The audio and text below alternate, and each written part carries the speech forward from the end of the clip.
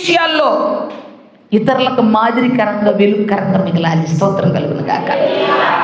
అందుకే శ్రమ దినమున నీవు కృంగితే చేతగాని వాడు. శ్రమ ఏం చేసిద్దంటే విస్తరింప చేసిద్ది. స్తోత్రం చెప్పండి. ఐగుప్తులో ఇశ్రాయేలు ప్రజలు మన పితరులు ఉన్నప్పుడు వాళ్ళ రాజు బహుగా కఠినపరిచాడు. ఎంతగానో వారిని ఏం చేశాడంట, బాధ పెట్టాడు. అంతేకాదు వాళ్ళు విస్తరిస్తున్నారని చెప్పి ఐగుప్తీ స్త్రీలు పిల్లలకు కనే టైంలో మంత్రస్వాములకు చెప్పాడు. వాళ్ళు కానుపుల పీటల మీద ఆ పిల్లల్ని ఏం చేయమన్నాడు, చంపేయమని శాస్త్రం పుట్టించాడు. మంత్రసాలు వెళ్ళే తల్లికేనంటే వీళ్ళు ఏం చేస్తున్నారు, కనేస్తున్నారు. మంత్రసాలు రాజుతో చెప్పారు, అయ్యా ఐగుప్తీ స్త్రీలు చాలా చురుకైన వాళ్ళు, హెబ్రీ స్త్రీలు మన ఐగుప్తీ స్త్రీల వంటి వాళ్ళు కాదు, వాళ్ళు చాలా చురుకైన వాళ్ళు. ఎంత కష్టపడతారో, ఎంత శ్రమ పడతారో, ఎంత కష్టపడి పనిచేస్తారో. వారు కానుపుల పీటల మీదకి మేము పోయి కానుపు చేయబోయి తెలికి వాళ్ళు ఏం చేస్తున్నారు, కనేస్తున్నారు. వాళ్ళు చాలా చురుకైన వాళ్ళు. ఎక్కడి నుండి వచ్చింది చురుకు? ఎక్కడి నుండి వచ్చింది ఈ శక్తి? ఎక్కడి నుంచి వచ్చింది సామర్థ్యత? శ్రమలో నుండి. రాజు శాసనం మగపిల్లలందరినీ చంపేయమని. ఎందుకు రాజు శాసనం వచ్చింది? శ్రమ పడే కొలది ఐగుప్తీల్లో ఇశ్రాయేలు ప్రజలు ఏమవుతున్నారంట, విస్తరిస్తా ఉన్నారు. స్తోత్రం కలుగును గాక. హల్లెలూయా, హల్లెలూయా. ఓ క్రైస్తవుడికి లేకపోతే ఓ సేవకుడికి వచ్చే శ్రమ సంఘానికి విస్తరణ. స్తోత్రం చెప్పు. నశించిపోతున్న ఆత్మలకు రక్షణ. స్తోత్రం కలుగును గాక. మీకు పోయినసారి చెప్పాను నేను, శామ్యుయల్ మోరిస్ ఆఫ్రికా ఖండం నుండి పిల్లరా ఒక ప్రాంతానికి వెళ్ళాడు. ఇంగ్లాండ్ ఆ దీవులకి స్థలానికి వెళ్ళాడు. పాపం అక్కడ ప్రభు గురించి తెలుసుకొని పరిశుద్ధాత్మ గురించి తెలుసుకోవటానికి అమెరికా వెళ్ళాడు. కొద్ది కాలమే తన జీవితం, కొద్ది కాలమే ఈ లోకంలో జీవించాడు. ఒక 5 సంవత్సరాల సేవా జీవితం, ప్రార్థనా జీవితం తలుసుకుంటే గుండె పగిలిపోతూ ఉంటుంది నాకు. ఆ మాట చదివినప్పుడు ఏడుపు వచ్చింది, చెప్పేటప్పుడు కూడా నాకు ఏడుపు వచ్చింది. ఒక్క శామ్యుయల్ మోరిస్ చచ్చిపోతే ఆఫ్రికా ఖండానికి 200కు పైగా మిషనరీలు ఆఫ్రికా ఖండాన్ని వెలిగించడానికి వెళ్ళారు. స్తోత్రం కలుగును గాక. హల్లెలూయా. ఒక క్రైస్తవుడు మరణమైనా, ఒక క్రైస్తవుని శ్రమైనా నశించిపోతున్న ఆత్మలకు రక్షణార్థంగా మారిపోయింది. అది స్తోత్రం కలుగును గాక. ఐగుప్తు చరిత్ర ఇశ్రాయేలు ప్రజలు తిరగరాశారండి. దేంతో తెలుసా? శ్రమలతో. స్తోత్రం. హల్లెలూయా. దేంతో రాశారండి వాళ్ళు? దేంతో? సౌఖ్యంతో కాదు, ధనంతో కాదు, సుఖభోగాలతో కాదు, బంధుబలగాలతో కాదు, శ్రమ అనే ఆయుధంతో. శ్రమ అనే ఆయుధాన్ని పట్టుకొని ఐగుప్తు చరిత్ర తిరగరాశారు. స్తోత్రం కలుగును గాక. హల్లెలూయా, హల్లెలూయా. ఒక శ్రమ పరచబడే కొలది ఏం చేయబడ్డారంట, బహుగా విస్తరించారు. ఏ స్థలంలో శ్రమ పడ్డారో, ఏ స్థలంలో బాధలు అనుభవించారో, ఏ స్థలంలో బరువులు మోసారో, ఏ స్థలంలో ఏ విధమైన స్వాతంత్రత లేక నలిగిపోయారో, అదే స్థలంలో విడిపించటానికి విమోచకుడు మోషన్ లేవనెత్తాడు. స్తోత్రం చెప్పు. హల్లెలూయా, హల్లెలూయా. పరిష్కారం ఉందండి. శ్రమపడే వ్యక్తికి పక్కనే ఉంటుంది పరిష్కారం. స్తోత్రం చెప్పు. ప్రార్థించే వ్యక్తికి ప్రక్కనే ఉంటుంది పరిష్కారం. స్తోత్రం చెప్పు. యెహోవా కొరకు ఎదురు చూచువారు ఏం చేస్తారు? నూతన బలం పొందుతారు. వారు అలయక సొమ్మసిల్లక పక్షిరాజు వలె ఏం చేస్తారు? ఎగురుతారు, ఎగురుతారు, ఎగురుతారండి. శ్రమలో ఆయన్ని ఆధారం చేసుకుంటే శ్రమ నీకు నష్టం కాదు, నీ విస్తరణ. స్తోత్రం చెప్పు. హల్లెలూయా, హల్లెలూయా. విస్తరణ చెప్పండి. మీకు ఏ పరిస్థితుల్లో ఉన్నారో మీకు నాశనం కాదు, మీకు అంతం కాదు, మీ నష్టం కాదు, అది మీ విస్తరణ. స్తోత్రం కలుగును గాక. హల్లెలూయా. అది మీ అభివృద్ధి. స్తోత్రం కలుగును గాక. మనకు అసలు బలం ఏంటి చెప్పనా? నాకు ఒక సహోదరుడు ఫోన్ చేశాడు, మా నేను చాలా బాధల్లో ఉన్నానమ్మా, నేను చాలా కఠినంగా బాధించబడుతున్నానమ్మా, నాకు జాబ్ లేదు, నేను ఒక జీవితంలో సెటిల్ అవ్వలేదు, నేను ఒక్కడిని రక్షించబడ్డాను, నాకంటే అసలు నా పట్ల దేవుని చిత్తం ఏంటి అని చెప్పి ఓ బాబు నాతో మాట్లాడితే నేను చెప్తున్నాను, దేవుడు నేను ప్రార్థన చేస్తే దేవుడు నాకు ఒక మాట తెలియచేశాడు. ఆ మాట చెప్తా ఉన్నాను, ప్రభా ఈ బిడ్డ పక్షాన ఏం చెప్తావు, ఏం మాట్లాడతావు? దేవుడు మాట్లాడాడు. దేవుడు మాట్లాడిన మాట బిడ్డకి చెప్పాను. నేను ఆ బిడ్డకి చెప్పాను, అయ్యా మనకు ఓటమి లేదని చెప్పాను. స్తోత్రం కలుగుతాను. మనకి వచ్చే ఏ స్థితి అయినా మనల్ని నాశనం చేసేది మాత్రం కాదు, మనకి జయాన్ని ఇచ్చేది. స్తోత్రం కలుగుతాను. హల్లెలూయా, హల్లెలూయా. జయమే. ఎవరిని బట్టి? మన తండ్రిని బట్టి, పరలోకమందున్న మన తండ్రిని బట్టి, ప్రాణం పెట్టి మనల్ని కొన్న తండ్రిని బట్టి మనకి జయం. స్తోత్రం కలుగును గాక. ఐగుప్తీయులు హింసించే కొలది ఇశ్రాయేలు ప్రజలు విస్తరించారు. 74తోనూ ఏమో వెళ్ళాడు యాకోబు. వచ్చేటప్పుడు ఎంతమంది వచ్చారు? స్త్రీలు, పిల్లలు, వృద్ధులు కాక కాల్బలం వీరులు. కాల్బలం అంటే ఏంటి తెలుసా? వీరులైన వారు అని అర్థం.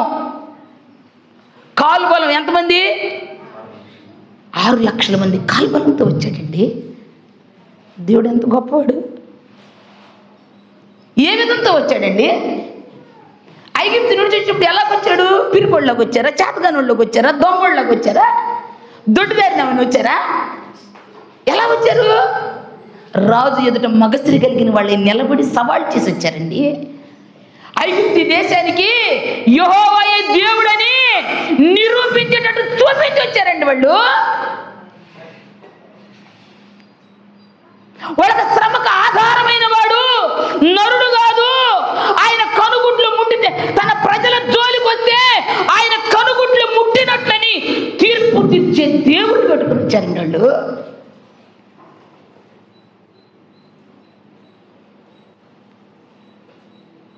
ఓ చోట మోషే ఏ అద్భుతం చేస్తాడో ఐగుప్తు శకునిగండ్లు కూడా అదే అద్భుతాలు చేస్తారు. ఒక చోట ధూళిని కొట్టగా పేలు అయిపోతాయి. ఐగుప్తి శకునిగండ్లు కూడా ధూళిని కొడితే పేలు కావు.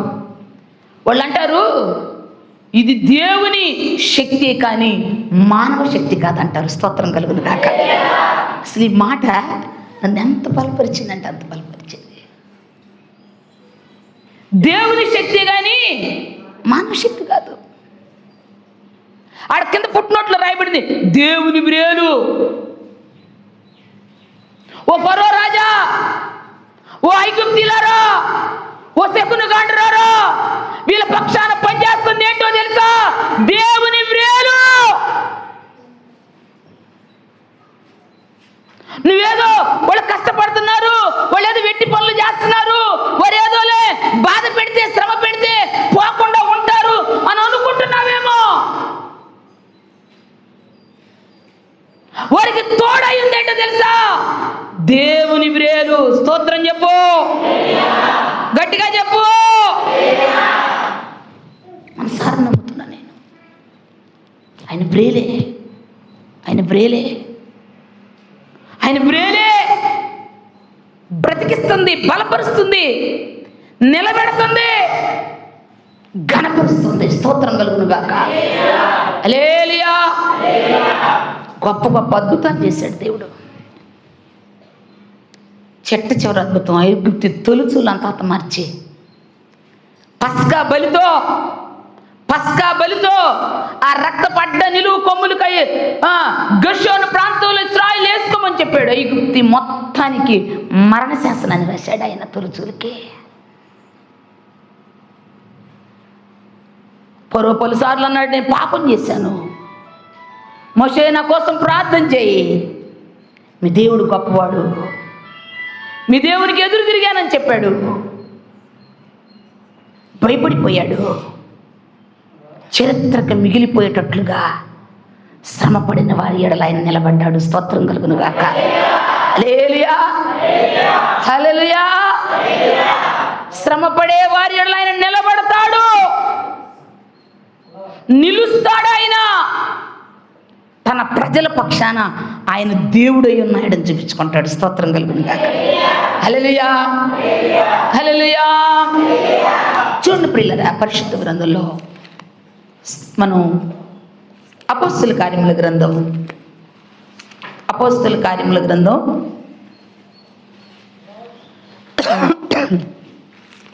9వ అధ్యాయం.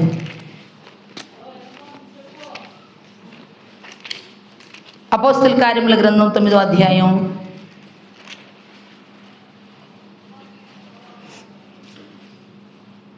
3వ వచనం నుండి. అతడు ప్రయాణం చేయొచ్చు దమస్కు దగ్గరకు వచ్చినప్పుడు అకస్మాత్తుగా ఆకాశం నుండి ఒక వెలుగు అతని చుట్టూ ప్రకాశించును. అప్పుడు అతను నేల మీద పడి, సౌలా సౌలా, నీవేళ నన్ను హింసించుచున్నావని తనతో ఒక స్వరం పలుకుట వినెను. ప్రభువా, నీవెవడవని అతడు అడుగగా ఆయన, నేను నీవు హింసించుచున్న యేసును, లేచి పట్టణంలోనికి వెళ్ళుము, అక్కడ నువ్వు ఏమి చేయవలనది నీకు తెలుపబడునని చెప్పాను. చాలు. ఇక్కడ ప్రియ దేవుని బిడ్డలారా, సౌలు పౌలుగా మార్చబడ్డాడు. దీనికి బాగా అర్థవంతంగా ఎక్కడ చెప్పాడంటే అగ్రిప్ప రాజు దగ్గర చెప్పాడు. అగ్రిప్ప రాజు దగ్గరికి పౌలు వెళ్తాడు. అగ్రిప్ప రాజు దగ్గరికి వెళ్ళినప్పుడు పౌలు చాలా ధైర్యంగా చెప్తాడు. నీవు హింసించుతున్న యేసుని నేనే అన్నాడు. ఎవరు అంది? దేవుడు. యేసు ప్రభువుని హింసించాడా? సంఘాన్ని హింసించాడా? సంఘాన్ని హింసించాడు. యేసు నామం ఎత్తకూడదు, యేసు నామం చెప్పకూడదు, యేసు అనే ఆ పేరు మీరు మాట్లాడకూడదు. అబ్రహాము, ఇస్సాకు, యాకోబుల దేవుడు ధర్మశాస్త్రం, మోషే ధర్మశాస్త్రం, ఇది తప్ప రెండవది మీలోకి రాకూడదని ఆదిమ సంఘాన్ని సౌలు హింసించాడు. ఎంత హింసించాడంటే వాళ్ళని చాలా బాధ పెట్టాడు. స్టెఫన్ని రాళ్లతో కొట్టి చంపితే సౌలు సమ్మతించాడు. స్టెఫను వస్త్రాల దగ్గర కావిలి ఉన్నాడు. సౌలు స్టెఫను చెప్పే మాటలన్నీ వింటున్నాడు. ప్రజలందరూ వింటున్నారు. క్రోధంతోనూ, కోపంతోనూ, ఈర్ష్యతోనూ, ద్వేషంతోనూ స్టెఫను సావుకి సమ్మతించాడు. అయితే ప్రియ దేవుని బిడ్డలారా, మరలా దమస్కులో క్రైస్తవులు ఉన్నారని చెప్పి సౌలు అధికారుల ద్వారా అధికార పత్రాన్ని పొందుకొని వాళ్ళని హింసించటానికి గుర్రం మీద ఎక్కాడు. గుర్రం ఎక్కి వెళ్తున్నాడు. దమస్కీలు ఏం చేస్తున్నారు? శ్రమలో దేవునికి మొరపెడుతున్నారు. ఏంటి వాళ్ళ శ్రమ? ఏంటి వాళ్ళ బాధ? ఏంటి వాళ్ళ భయం? సౌలు యొక్క కొరడాలకి సౌలు తీసుకెళ్లి చెరసాల్లో వేస్తున్నాడు, హింసిస్తున్నాడు, బాధ పెడుతున్నాడు. నెమ్మది లేదు, నిద్ర పట్టటల్లా, హృదయమంతా వేదన, మొరపెడతా ఉన్నారు. దమస్కు గవీన్ దగ్గరికి వచ్చేతలికి సౌలు బోర్ల పడిపోయాడు. స్తోత్రం చెప్పండి. అయ్యా, ఒకళ్ళ నిద్ర ఒకళ్ళు ముందుకు పడతారు, మీరు నాకు భయం పుడుతుంది. నుంచోండి కాసేపు, లేకపోతే కింద కూర్చోండి. ప్రియ దేవుని బిడ్డలారా, దేవుని సన్నిధిలో ఆదిమ సంఘాన్ని సౌలు ఏం చేశాడు? హింసించాడు, శ్రమ పెట్టాడు, బాధ పెట్టాడు. ఎంత బాధ పెట్టాడంటే వాళ్ళకి నిద్ర పట్టకుండా చేశాడు, నిద్రపోనివ్వకుండా చేశాడు. పిల్లరా, సౌలు యొక్క కొరడాలకి, సౌలు యొక్క కుల జాతి దురహంకార కోరలకి ఎంతో మంది ప్రజలు అప్పగించబడి భయపడిపోతున్నటువంటి కాలం అది. ఎంత భయపడిపోతున్న కాలం అంటే నిద్ర పట్టకుండా మొరలిడుతున్నటువంటి కాలం. స్తోత్రం కలుగును గాక. హల్లెలూయా. మనం అపోస్తల కార్యం 26వ అధ్యాయం 26వ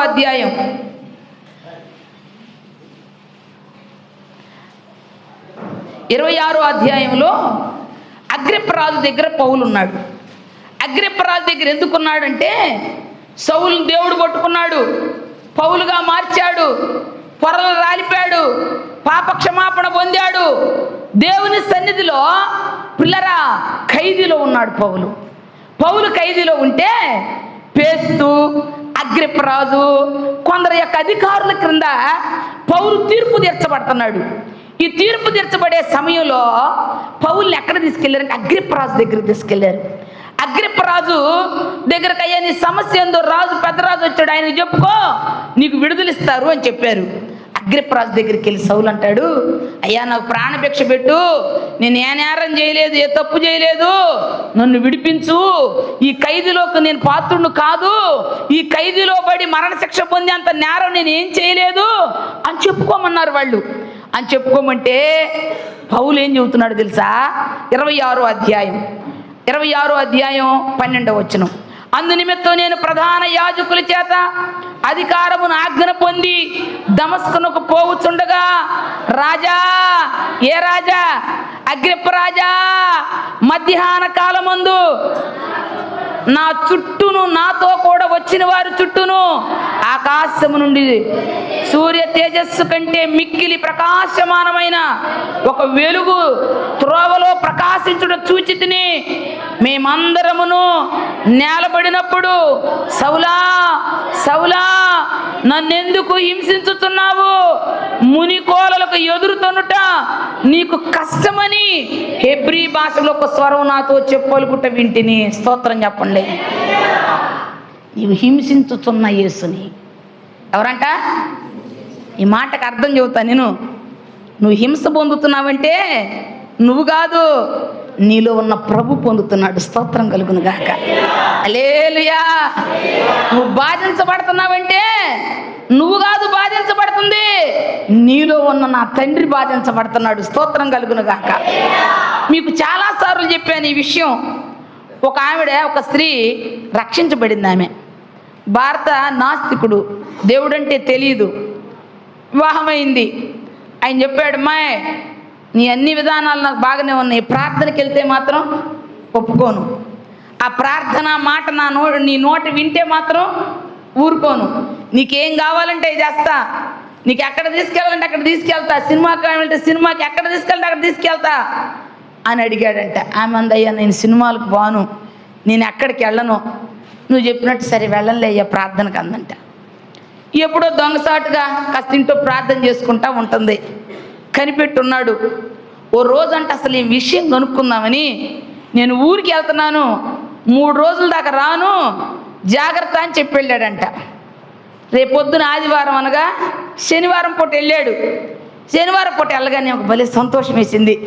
ఊరికి వెళ్ళాడులే, ఈరోజు నేను ఎక్కడికి వెళ్ళాలి, చర్చికి వెళ్దాము అని చెప్పి చాలా హడావిడిగా పనిచేసుకుంది. చక్కగా రెడీ అయిపోయింది, ఆరాధనకి వెళ్ళింది, మంచిగా ప్రార్థనలో ఉంది, సంతోషించింది, పాటలు పాడింది, ఆరాధన చేసింది, కన్నీటితో ఆయన పాదాలు పట్టుకుంది. అంత అయిపోయి ఇంటికి వచ్చింది. ఇంటికి వచ్చిన సాయంత్రానికి వచ్చాడు. ఏందండి 3 రోజులకు వస్తానన్నావంటగా సాయంత్రానికి వచ్చావంటే నీ బాగోతం తెలుసుకుందామని టెస్ట్ చేశాను అన్నాడంట. ఏంటంటే నువ్వు ఆ ప్రార్థన మానుకున్నావేమో అని అనుకున్నాను, నువ్వు ఆ ప్రార్థన మానుకోలేదని చెప్పి రౌద్రుడై భయంకరంగా కొట్టాడంట ఆమెని. ఎంత కొట్టాడయ్యా అంటే శరీరం అంతా చీలిపోయి రక్తం వచ్చేటట్లుగా కొట్టాడు. ఏడుస్తూ ఉంది, ఒక్క మాట కూడా ఎదురు చెప్పకుండా మూలను కూర్చొని ఏడుస్తూ ఉంది. ఏడుస్తూ ఉండి ఒక మాట అడుగుతుందంట ప్రభుని, అయ్యా నేను ఏం చేశానయ్యా, నేను తప్పు పని ఏం చేయలేదు కదా, నా భర్తకు అవమానం వచ్చే పని నేనేం చేయలేదు కదా, నిన్నే కదా స్తుతించాను, నిన్నే కదా ఆరాధించాను, ఎందుకనయ్యా నా భర్త మనసు మారలేదు, ఈ బాధ ఏందయ్యా, నేనేం తప్పు చెప్పిన నన్ను ఈ విధంగా కొట్టాడేంటని చెప్పి గాయాలు చూసుకొని తెగ ఏడుస్తుందంట. ఏడుస్తున్న కాసేపటికి సిలువలో వేలాడుతున్న ప్రభు కనపడ్డాడు ఆమెకి.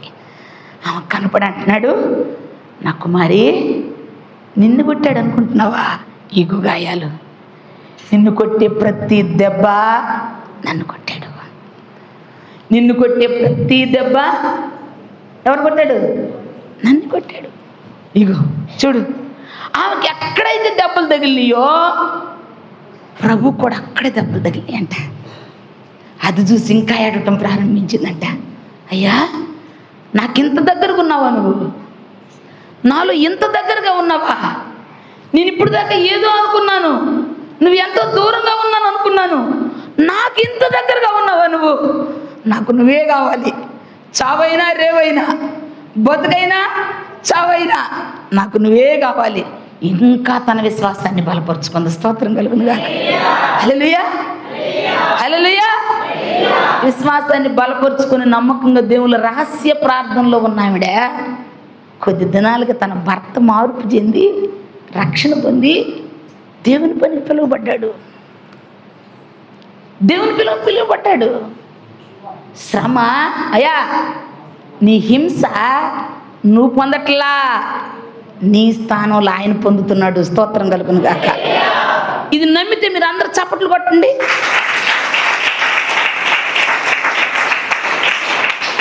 నువ్వు పొందే ప్రతి హింస ఆయన కొరకు నీ స్థానంలో ఆయన పొందుతున్నాడు. సౌలా, సౌలా, నీవు హింసించుతున్న యేసుని నేనే. స్తోత్రం కలుగును గాక. ఒక మాట చెప్తాను మీకు. మన దేవుని జ్ఞాపకాల్లో ఉండే ఏంటో చెప్పనా?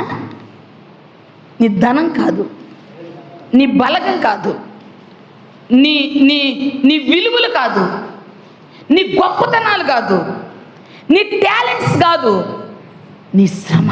స్తోత్రం చెప్పు. నీ శ్రమ, నీ కష్టం, నీ ఓర్పు, శ్రమలో నీ ఓర్పు, ఇదే ఆయన జ్ఞాపకాల్లో ఉండేది. ఇదే ఆయన ఆలోచనలో ఉండేది.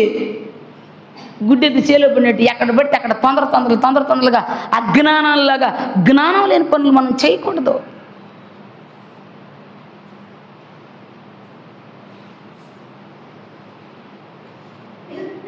జ్ఞానంతో మనల్ని చూసేవాడు, మనకు లెక్క రాసేవాడు, మనకు కొలత వేసేవాడు, మనం పొందే ప్రతి శ్రమకు జీతాన్ని రాసే న్యాయాధిపతి ఉన్నాడని బ్రతకాలి. కొన్నిసార్లు బ్రతకటానికి అవకాశాలు లేనట్లుగా కనపడతాయి పరిస్థితులు. కొందరు దెబ్బల ద్వారా హింసిస్తే, కొందరు మాటల ద్వారా హింసిస్తారు. కొందరు మాటలతో, చూటిపోటి మాటలతో, గాయపరిచే మాటలతో, హృదయం పగిలిపోయే మాటలతో హింసిస్తూ ఉంటారు. యోబుతో అన్నాడు, ఒకని నోటి మాటల వలన నొప్పి తగలకుండా నిన్ను నేను కాపాడుతానన్నాడు దేవుడు. స్తోత్రం కలుగును గాక. మాటల వలన హింస, దెబ్బల వలన హింస, అర్థం చేసుకోలేని వ్యక్తుల వల్ల హింస. ఈ హింస నువ్వు కాదు పొందుతుంది, నీ స్థానంలో నువ్వు ఆరాధించే ప్రభు. స్తోత్రం చెప్పు గట్టిగా. హల్లెలూయా, హల్లెలూయా. నేను హింసించానని చెప్పాడు దేవుడు. ఏ దర్శనమైతే అగ్రిప్పరాజా నన్ను పట్టుకుందో ఆ దర్శనాన్ని నేను వదిలిపెట్టలేకపోతున్నాను అంటాడు పౌలు. స్తోత్రం చెప్పండి. హల్లెలూయా. ఆ దర్శనం దమస్కు గవిని దగ్గర నన్ను పట్టుకుంది అగ్రిప్పరాజా. ఆ దర్శనాన్ని విడిచి బ్రతకలేకపోతున్నా, ఆ దర్శనానికి వేరుగా నడవలేకపోతున్నా. ఆ దర్శనాన్ని బట్టి నేను అనేకులకి సాక్ష్యం చెబుతున్నానంటే ఫేస్తు అంటాడు 24వ వచనంలో, ఫేస్తు, పౌలా నీకు అధిక విద్య చేయటం వల్ల బుర్ర పోయింది పౌలా. నిన్నేం చెప్పమన్నాను, నువ్వేం చెబుతున్నావు? నిన్ను ఏం చెప్పటానికి న్యాయసభలో నిలబడ్డావు, నువ్వు ఏం చెబుతున్నావు? నీ విడుదల కోసం, నీ రక్షణ కోసం, ఈ చెరసాల నుండి బయటకు వచ్చే దానికోసం చెప్పుకో పౌలా అంటే దర్శనం అంటావేంటి? దేవుడు అంటావేంటి? అధిక విద్య వలన నీ బుర్ర పోయింది అంటున్నాడు ఫేస్తు. స్తోత్రం చెప్పండి. హల్లెలూయా. అప్పుడు అంటాడు, అందుకు పౌలు ఇట్లా, నేను మహాఘనత వహించిన ఫేస్తు, నేను వెర్రివాడను కాను గాని సత్యమును స్వస్థబుద్ధియు గల మాటలనే చెప్పుచున్నాను. రాజు ఈ సంగతులు ఎరుగును గనుక అతని ఎదుట నేను ధైర్యముగా మాట్లాడుచున్నాను. వాటిలో ఒకటి అతనికి మరుగై ఉండలేదని రూఢిగా నమ్ముచున్నాను. స్తోత్రం కలుగును గాక. అగ్రిప్పరాజా నన్ను దర్శనం పట్టుకుంది. నేను సంఘాన్ని హింసించాను, హింస పెట్టినోడిని, హింస పెట్టిన నన్ను దర్శనంతో పట్టుకున్నాడు ఆయన. స్తోత్రం కలుగును గాక. దర్శనంతో పట్టుకున్నాడు కనుకే సత్యదాకా నమ్మకంగా బ్రతికాడు పౌలు. ఈనాడు క్రైస్తవ జీవితానికి దర్శనం లేదు, నిద్ర దయ్యాలు తగిలించుకొని కలలు కానీ కలవరపడి దయ్యాలు వచ్చి తెక్కి గుండ్ల మీద దొక్కి మెడల మీద దొక్కి మమ్మల్ని అట దొక్కుతున్నాయి ఇట దొక్కుతున్నాయి అని చెప్పి ఏ ఊరు పోతే అందూరు పండ్లు కాడికి పోతే తగ్గిద్దా, నూనె డబ్బాలు తెచ్చుకుంటే తగ్గిద్దా, ఎక్కడ తగ్గిద్దా అని ఊరూరు తిరుగుతున్నారండి ప్రజలు. ఎందుకు? దర్శనం లేదు, శ్రమలో దర్శనం లేదు, కష్టంలో దేవుని సన్నిధి పొందుకోవటంలా. అందుకే ఊరూరా తిరుగుతున్నారు. ఎక్కడికి పోతే నా రోగాలు తగ్గుతాయి, బాధలు తగ్గుతాయి, అప్పులు తీరుతాయి, తిప్పలు తగ్గుతాయి అని ఎక్కడ అద్భుతాలు చేసేవాళ్ళు ఉంటే వాళ్ళ దగ్గరికి ఊరేగుతున్నారండి. నీకు దేవుని విలువ తెలియదు, నీకు దేవుని శక్తి తెలియదు. ఐగుప్తీయులకు చెప్పాడు దేవుని విరేలు. నిన్ను గురించి లోకం, నీ కుటుంబం, నీ రక్త సంబంధులు నిన్ను గురించి చెప్పాలి ఇది దేవుని శక్తి అని. ఈ వ్యక్తి కాదు, దేవుని శక్తి అని చెప్పాలి నీ శ్రమలో. స్తోత్రం చెప్పు. హల్లెలూయా, హల్లెలూయా. ఈసవులు పౌలుగా మారి 3 ఖండాలు తిరగరాసి 14 పత్రికలు రాసి దేవుని కొరకు హతసాక్షి అయిపోయాడండి. దేనికోసం? హింసించిన వాడు విమోచకుడుగా మారాడు. స్తోత్రం చెప్పు, గట్టిగా చెప్పు. సంఘాన్ని హింసించిన వాడు విమోచకుడుగా మారాడు. తన ప్రజల స్వజనులతో ఎన్నో వ్యతిరేకతలు అనుభవించాడు. ధర్మశాస్త్ర పద్ధతులకి, క్రీస్తు పద్ధతిని గురించి ధర్మశాస్త్రానికి విరోధంగా మాట్లాడినందుకు శోధించబడ్డాడండి పౌలు.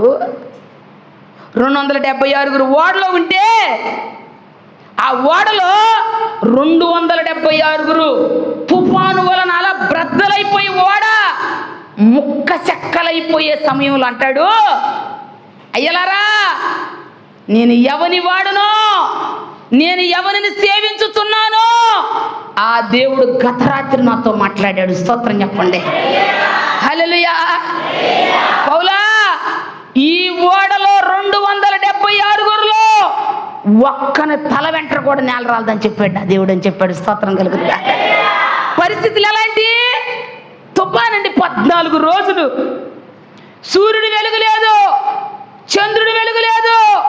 14 దినాలు సముద్రం మీద శూన్యం, చీకటి, గాలులు, అలలు. ఓడలందరూ తాళ్ళు కోసేశారు. ఓడలో సరుకులన్నీ సముద్రంలో పారేశారు. ఓడలో సిబ్బంది ఎంతమంది ఉన్నారు చెప్పాలి? 276 ఉన్నారు. 276 గడగడ వణికిపోతున్నారు. మధ్యలోనే ఓడ మునిగిపోయి చచ్చిపోతామేమోనని ఆ రాత్రి ఒక రొట్టెని తీసుకొచ్చి 14 దినాలు అన్నపానాలు లేవు, సూర్యుడి వెలుగు చంద్రుడి వెలుగు లేదు, చీకటిలో ఆ భయంకరమైన తుఫానులో, ఆ భయంకరమైన అలల్లో అల్లాడిపోతున్నారండి ప్రజలందరూ. పౌలు ఎలాగున్నాడు తెలుసా? ఖైదీలు ఎలాగున్నాడు? వాడు ఖైదీ. కైసర్ దగ్గర తీసుకెళ్తున్నారు పౌల్ని. కైసర్ ఎదురు చెప్పుకుంటానన్నావు కదా, కైసర్ దగ్గరికి వెళ్ళమని ఖైదీల్లో పంపించారండి పౌల్ని. ఖైదీల్లో పోయిన పౌలు వాళ్ళతో అంటున్నాడు, అయ్యా నేను ఎవని వాడనో, స్తోత్రం చెప్పు. నేను ఎవని వాడనో, స్తోత్రం చెప్పు. ఆ దేవుడు గత రాత్రి నాతో మాట్లాడాడు. ఆ దేవుడు నాతో మాట్లాడాడు. ఏం మాట్లాడాడు తెలుసా? పౌలా, ఈ ఓడలో 276 తల వెంట్రుకల్లో ఒక్క వెంట్రుకు కూడా నేల రాలదు. స్తోత్రం కలుగును గాక. పౌలు ఆ మాట చెప్పినప్పుడు ధైర్యం తెచ్చుకున్నాడు. ధైర్యం లేదండి వాళ్ళకి. ఆధారం ఏది? ఆదుకునే వాళ్ళు ఏరి? శ్రమ, సముద్రం అల్లకొల్లాలమైపోతుంది, భయంకరమైన గాలి, తెరసాపలు కోసేశారు, వాడతాళ్ళు లంగరతాళ్ళు కోసేశారు, సరుకులన్నీ సముద్రంలో వేశారు. ఎలా బ్రతకాలి? ఎలాగా? చచ్చిపోతాం, ఇక చావే శరణ్యం అనుకుంటున్నటువంటి పరిస్థితులు. ఆ పరిస్థితుల్లో పౌలు ఆ మాట చెప్పినప్పుడు ధైర్యం తెచ్చుకొని రొట్టె తిన్నారు.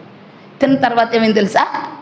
కొంచెం దూరంలో ఒక దీవి, కొంచెం దూరం, అప్పటికి వెలుగు కనపడుతున్న వాళ్ళకి. వాళ్ళు బుడిజి వేసి చూస్తున్నారు. బుడిజి వేసి చూస్తే కొన్ని అడుగులు లోతు, 80 అడుగులు, అంతా అడుగుల లోతులు చెప్పుకుంటున్నారు. కానీ వాడెక్కడికి వెళ్ళిందో తెలుసా? ఒక ఇసుక తిప్ప సుడిగుండం దగ్గరికి వెళ్ళింది. ఒక రాతి తిప్పకు తగిలి ఓడ బ్రద్దలైపోయిందంట. స్తోత్రం చెప్పు. అమ్మో, ఈ మాట చెబుతుంటే నాకు ఏడుపు వచ్చేస్తుంది. బ్రద్దలైపోయిందండి, ఓడ పగిలిపోయింది. ముక్కకు ముక్క, చెక్కకు చెక్క, తాడుకు తాడు, కర్రకు కర్ర, దేనికి దానిగా బ్రద్దలైపోయింది ఓడ.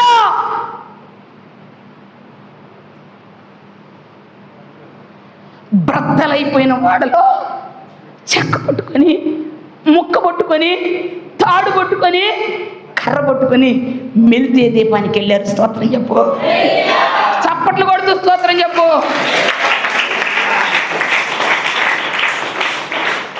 బ్రతుకునావా పగిలినా,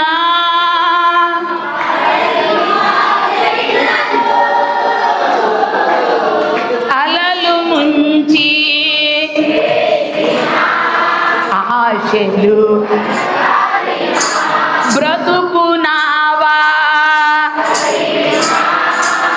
కడలి పాలైనను, అలలు ముంచి ఆశలు అణగారిన, నీ మాట చాలయ్యా, నీ తోడు చాలయ్యా, నీ నీడ చాలయ్యా, నీ మాట చాలయ్యా. పాడాలి. నీ నీడ చాలయ్యా, నీ ఉంటే నాకు చాలు యేసయ్యా, నీ వెంటే నేను ఉంటానేసయ్యా, నీ ఉంటే నాకు, నీ వెంటే నేను ఉంటానేసయ్యా, నీ మాట చాలయ్యా. అందరూ నీ తోడు చాలయ్యా, నీ నీడ చాలయ్యా, నీ మాట చాలయ్యా.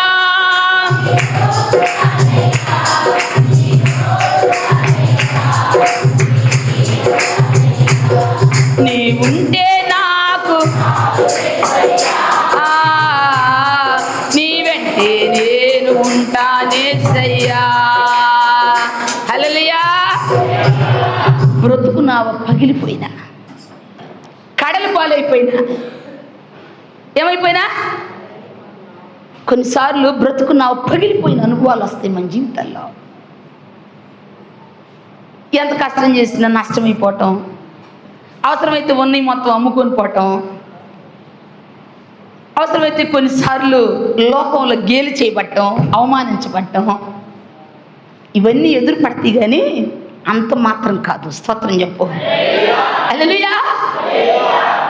పగిలిపోయినా ఆధారం చెక్క ఉంది. స్తోత్రం చెప్పు. హల్లెలూయా. సముద్రంలో కొట్టుకొని పోనివాడు, గాలి అలలకు కొట్టుకొని పోనివాడు, తుఫానులో కొట్టుకొని పోనివాడు, ఓడ బ్రద్దలైపోయిన చెక్క ముక్కలు ఉన్నాయి నిన్ను దరిచేర్చడానికి. స్తోత్రం. చెక్కలు ఆధారం చేసుకొని బయటకు వచ్చారండి. ఎంతమంది వచ్చారు? మొత్తం లెక్కెత్తనాడు 276 గుండారు పౌరులతో. స్తోత్రం కలుగును కాక. స్థలానికి పోతుంది, మెలితే దీపం. పౌలు ఎంత ఆనందం అండి పౌలుకి. ఎవరివాడు నేను ఎవని వాడును అని చెప్పాను కదా. నేను ఎవని వాడును రుజువు చేయబడిందని పౌలు పుల్లలన్నీ ఏర్పొచ్చి చలిమంటేసాడంట వాళ్ళకి. అప్పుడు దాకా కలిసిపోయి నీళ్ళలో చలికి అల్లాడిపోతున్న వాళ్ళకి పుల్లలు ఏర్పొచ్చి మంటేసాడు. 8వ అధ్యాయం. మంటేస్తే దాంట్లో పాము వచ్చి కరిచిందంట. వాళ్ళు అనుకుంటున్నారంట దుర్మార్గుడు బయటకు వచ్చినా కూడా, దుర్మార్గుడు ఏమయ్యాడు, న్యాయదేవత కాటేసింది, చచ్చిపోతాడు అనుకుంటే పౌలంట సర్పాన్ని జాడి చిసిరి కొడితే మంటలో కలిపి కాలిపోయిందంట. స్తోత్రం కలుగును కాక. అందరూ అట్నే చూస్తున్నారంట. పౌలుకి వెళ్ళి వీడు చెయ్యి వాచునో చచ్చునో నురుగు గొక్కునో అని చూస్తున్నారంట. పౌలు చావులా.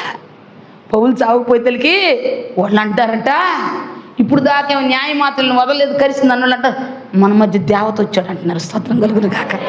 హల్లెలూయా, హల్లెలూయా. 6వ వచనం 28:6 అంటాడు, వారు అతని శరీరము వాచును లేక అతడు అకస్మాత్తుగా పడి చచ్చును అని కనిపెట్టుచుండిరి. చాలాసేపు కనిపెట్టుచుండిన తర్వాత అతనికి ఏ హాని కలుగకుండుట చూచి అభిప్రాయం మాని ఇతడు ఒక దేవతని చెప్పసాగిరి. స్తోత్రం కలుగును గాక. హల్లెలూయా, హల్లెలూయా, హల్లెలూయా. శ్రమ విస్తరణ, హింస నీ స్థానంలో దేవుడు పొందుతున్నాడు. స్తోత్రం కలుగును గాక. హింస వలన విజయం. ఏం చెప్పాలి? విజయం. దేవునికి స్తోత్రం. హల్లెలూయా. శ్రమ, హింస ఇవి మన జీవితాల్లో ఓటమి కాదు, నాశనం కాదు, నష్టం కలుగజేయవు. స్తోత్రం కలుగును గాక. ఈ రోజు నుంచి ఇది తొలగించు, ఇది తొలగించు, ఇది తీసే, ఇది వేసేయి అనబాకర్రా, వచ్చి చేసి పో అని చెప్పు. ఎవరిలాగా? దేవదాసయ్య గారి లాగా. స్తోత్రం కలుగును గాక. చెవుకాడు వచ్చేది ఏం జరిగిద్దో అని చెబుతుందంట సాతాను పద్ధతులు. నేను భయపడిన దానికి రానే వచ్చిపోయింది అదే. స్తోత్రం కలుగును గాక. హల్లెలూయా. రాని చెప్పాలి. వచ్చి ఉంటుంది అది దగ్గర ఉండదు, పోయిద్దండి. మనల్ని ఆల్దో. మన నిరీక్షణకు ఆధారం గొప్పవాడు. మన తండ్రి ప్రాణం పెట్టి కొన్నాడండి, మన నోరుకు కొన్నాడు అనుకుంటున్నారా? ఆయన రక్తం కల్పించుకున్నాడు. మనం ఆయన రక్తం కింద ఉన్నాం. ఆయన సొత్తు. మన చారా అడ్రస్ ఏదో తెలుసా? కల్వరి సిలువ. కల్వరి సిలువ అండి. నా అడ్రస్ కల్వరి సిలువ. కల్వరి సిలువ. ఆ సిలువ ద్వారా అనుమతించబడిన ప్రతి పరిస్థితిని నేను అంగీకరిస్తే అది నాకు విజయంగా మారిద్ది. స్తోత్రం కలుగును గాక. హల్లెలూయా, హల్లెలూయా. యోబు అంటాడు, 3వ మాట యోబు అంటాడు, నేను తూర్పుకి వెళ్ళాను, అక్కడ లేడు ఆయన. నేను పరమటి దిక్కుకి వెళ్ళాను, అక్కడ ఆయన నాకు కనపడతలే.